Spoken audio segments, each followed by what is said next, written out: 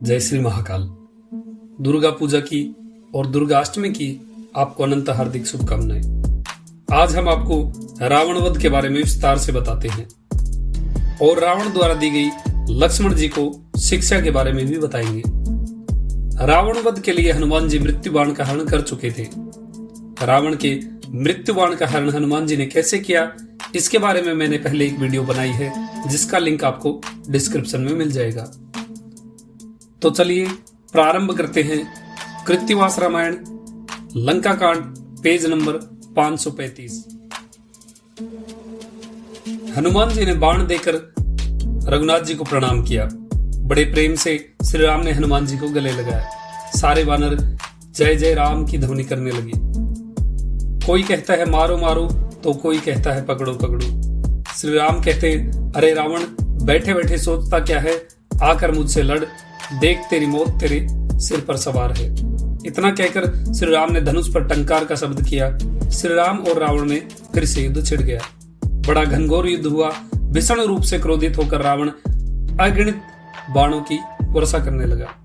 सारथी मातली बाणों से विकल हो गया। तब राम ने बाण चलाकर उन बाणों का निवारण किया। शून्य पथ में रहकर देवताओं ने देखा, रघुनाथ ने अपने धनुष पर मृत्यु बाण को स्थापित कर दिया है। उस बाण के मुख का आकार हंस की तरह है। उस बाण को देखकर देवता आश्चर्य करने लगे। सोने का बना हुआ वो बाण सारे भूमंडल को प्रकाश में कर रहा था। बाण के मुख में गुप्त रूप से अग्नि स्थित है। बाण के मध्य स्थल पर पशुपति भगवान बैठे हैं और 49 पवन द्वारा वो संचालित होता है। धरा और आकाश उसके मूल में विराजते हैं। अलक्षित रूप से यमराज उस बाण पर स्थित हैं।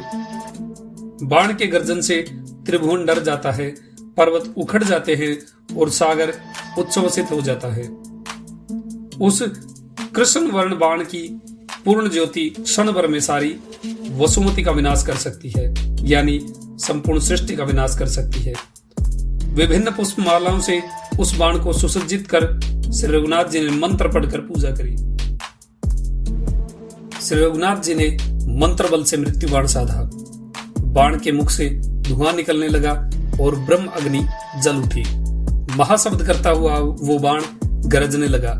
ये देखकर रावण के प्राण उड़ गए। मृत्यु बाण देखते ही राजा ने पहचान लिया, ये भी जान लिया कि इसी बाण से मेरे प्राण निकलेंगे। विश्वामित्र का स्मरण करके श्री रघुवीर जी ने बाण छोड़ा। उस बाण ने रावण के वक्ष को चीर दिया, यानी रावण की छाती को चीर दिया। धरती पर गिरकर राजा छटपटाने लगा।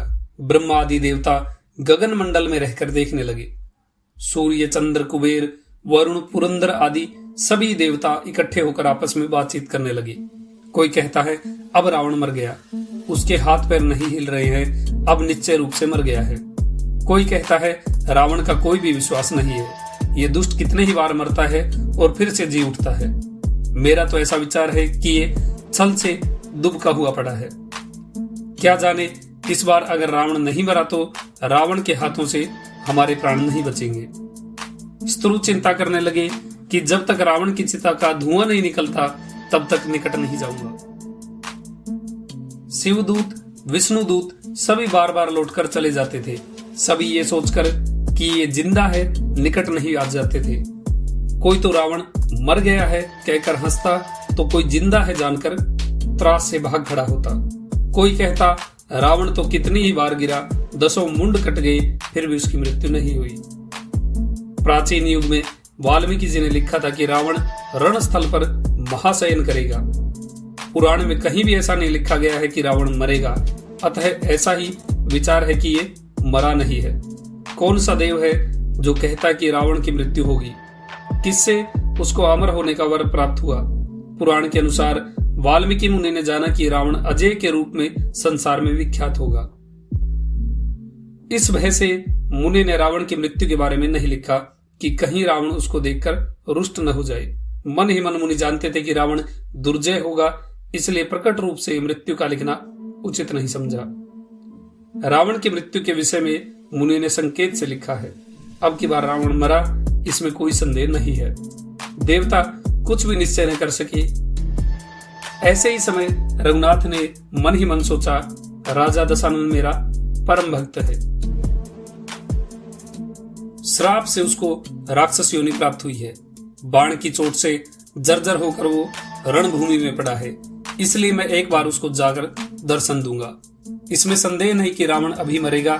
मृत्यु के समय उसको दर्शन देकर उसके देह को मुक्त कर दूं। लक्ष्मण को भेजकर जान लूं कि उसी प्रकार है या उसको दिव्य ज्ञान प्राप्त हो चुका है।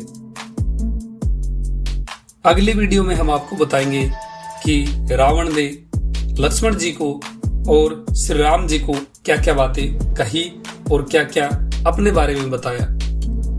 अभी बताता तो वीडियो बहुत लंबी हो जाती, इसलिए अगले भाग में उसको बताएंगे। आपका दिन शुभ हो। जय श्री महाकाल।